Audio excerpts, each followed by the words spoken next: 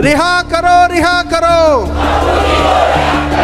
विश्व बापू की, सद्गुरुदेव भगवान की, रिहा करो, रिहा करो। अब की बार बापू बहार 1 2 3 4 बापू जी की जय जयकार। ये बुलंद नारे हजारों की संख्या में केसरिया टोपी पहने संत श्री आशाराम जी बापू के इन साधकों की तरफ से लग रहे थे।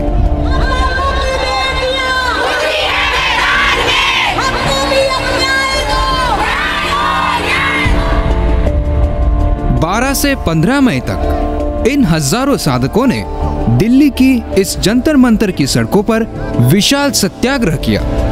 यहीं पर मंच पर बैठे कुछ साधकों ने तो अन्न जल ही छोड़ दिया था। इनकी मांग है कि निर्दोष बापूजी को तुरंत रिहा किया जाए। साधकों का ये जन आंदोलन इस बार कुछ हटके था। यहाँ बापूजी के लिए नारे भी थे, भजन भी थे, कई बार अपने गुरु की याद में आंसू भी थे, तो कई बार गुरु रूपी राम के लिए नृत्य भी था। कुल मिलाकर इस बार साधक भाई बहनों ने यह समझाया कि अब बहुत हो चुका, हमारे बापूजी को रिहा किया जाए, नहीं तो जेल में हमें भी डाल दिया जाए। न्याय केवल होना नहीं चाहिए, न्याय होते हुए दिखना भी चाहिए, और विलंब से न्याय नहीं माना जाता। आप यह मानकर चलें कि बहुत शीघ्र न्याय होना चाहिए। मैं गया था बापूजी से मिलने, आज भी मेरे आंखों के सामने से वो दृश्य नहीं हटता, और मुझे लगता है कि इस देश का धर्म, इस देश की संपूर्ण सनातन परंपरा को मैंने कैद देखा है, जेल में देखा है। मैं सच कहूं कि बापूजी ने जिस तरह मुझसे बात की, जो चर्चाएं हुई, मैं अपने को माफ़ नहीं कर पाऊंगा। अगर मैं उन्हें न्याय दिलाने में मदद नहीं कर पाया तो मुझे न मनुष्य के रूप में अधिकार है, न इस वेश के रूप में अधिकार है, क्योंकि बापू इंडिविजुअल नहीं हैं। बापू इस समाज के, इस युग के, वर्तमान समाज के और युग पर प्रतिष्ठित उस प्रकाश स्तंभ की तरह हैं जिससे मनुष्यत्व का, मानवता का भूतकाल, वर्तमान और भविष्य तीनों प्रकाशित होता है। आप सबका तप निष्फल नहीं जाएगा। मैं चूँकि अखाड़े से हूँ और अखाड़ों का मैं बहुत सम्मान करता हूँ। अखाड़ों ने मुझे महामंडलेश्वर बनाया। अभी वहाँ कुछ उज्जैन में हुआ भी, मैं नहीं गया, और जो कुछ भी खबरें आ रही हैं उसका संदर्भ आप समझ लीजिए कि अखाड़ों की अपनी परंपरा है, और अखाड़ों की परंपरा में जो दीक्षित हैं, अखाड़ों की परंपरा में जो हैं, अखाड़ा उन्हीं को मानता है। लेकिन संत होना ये अखाड़ा नहीं तय कर सकता। अखाड़ा केवल सन्यास की परंपरा को तय कर सकता है, सनातन की रक्षा की परंपरा को तय कर सकता है। संत तो संतत्व तो प्रकट होता है, यह प्रभु किसके हृदय में कब प्रकट करेगा यह ना अखाड़ा जानता है, न समाज जानता है, यह प्रभु जानता है। संतत्व जो है, आप कल को रैदास को, कल को कबीर को, कल को नानक को, कल को दादू को आप संत नहीं मानेंगे क्या? मानना पड़ेगा, वो अखाड़े के सदस्य नहीं थे। पूज्य बापूजी सनातन संस्कृति को बढ़ाने के लिए अग्रसर प्रयास कर रहे थे। धर्म परिवर्तन को रोकने के लिए वे अग्रणी होकर उसमें प्रयास कर रहे थे। इसलिए इस देश में हिंदू द्वेष जो पल रहा है, उसके रहते हुए उन्हें ही, उनके हमारे आस्था स्थान को ही जेल में डाल दें, ताकि लोगों का विश्वास उनके प्रति डगमगा जाए। तो हिंदू धर्म के प्रति द्वेष निर्माण करने के लिए ही ऐसे राष्ट्र पुरुषों, राष्ट्र संतों का अनादर किया जाता है। रिहा करो, रिहा करो। भक्त कभी मरता नहीं है और निंदक कभी तरता नहीं है, और हमें गर्व है बापू, आप हमें गुरु रूप में मिले हैं। हम पूरे समाज में, पूरी दुनिया में बड़े गर्व के साथ कहते हैं कि हम बापू वाले हैं। ये सरकार सुने तो बहुत अच्छा है, हम तो निवेदन करने आए हैं, प्रार्थना करने आए हैं, क्योंकि साधक हैं। लड़ना झगड़ना हमारा स्वभाव नहीं है, खींचातानी हमें सिखाई नहीं गई। हम तो प्रार्थना, संकल्प और मांगने तक आए हैं कि हमारे बापूजी हमें। जब हम ये मानते हैं कि सब कुछ हमें बापू ने दिया है, आज वो देने वाले जेल में हैं, तो हम अपनी समस्याएं निपटाने के बाद बचा हुआ समय निकाल रहे हैं बापू के लिए। ये संकल्प में बहुत बड़ी कमी है। एक एनजीओ है जिसका मैं नाम नहीं लूँगी, जब भी किसी लड़की का बलात्कार जैसा केस होता है ना, तो उस इलाके की पुलिस के पैनल में कुछ एनजीओ होते हैं, वो एनजीओ उन बच्चियों की काउंसलिंग करता है।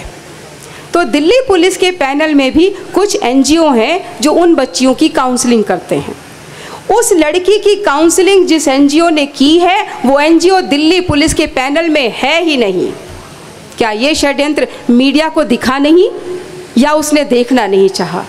क्योंकि बाहर से करोड़ों रुपया आ रहा है, इसलिए वो देख कर भी अंधे हैं, सुनकर भी बहरे हैं, बोलना चाहते हैं लेकिन गूंगे हैं, नहीं बोल पाएंगे।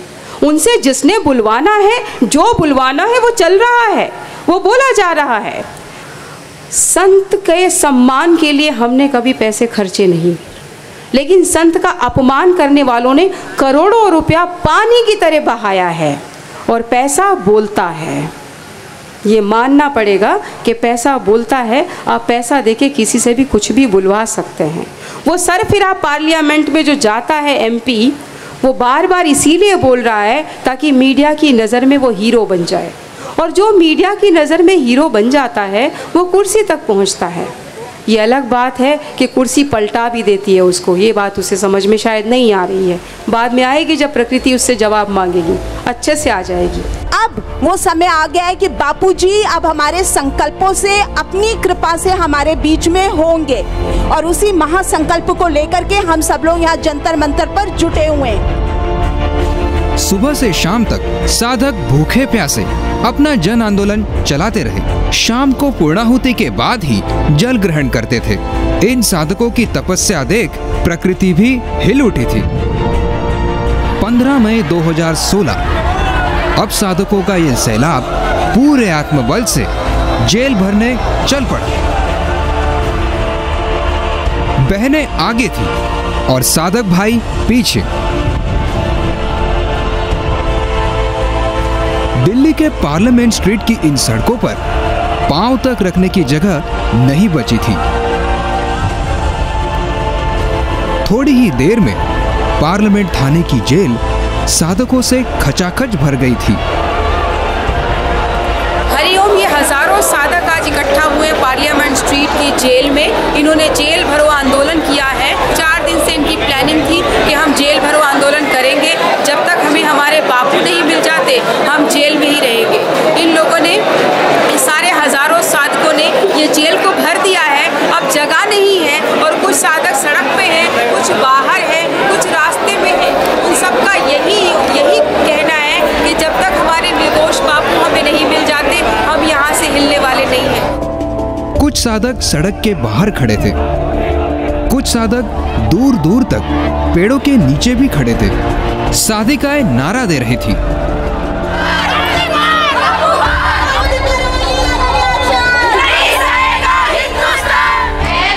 फिर थोड़ी ही देर बाद श्री आशा रामायण जी का पाठ चालू हो गया।